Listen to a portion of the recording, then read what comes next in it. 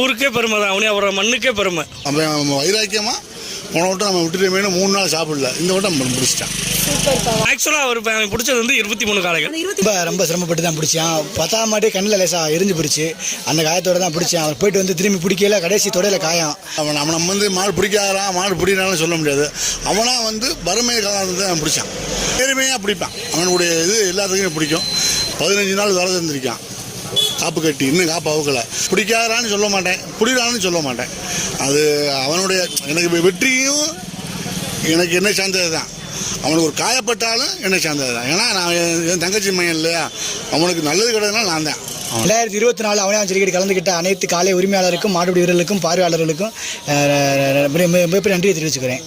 அவனியாபுரம் ஜல்லிக்கட்டு அவனியாபுரம் மண்ணிலிருந்து அவனியாபுரம் கார்த்தி தம்பி முதலிடம் வந்தது எல்லாருக்குமே ரொம்ப சந்தோஷமா இருக்கு. ஒரு பெரிய வாழ்த்துக்கள் உங்களுக்கு.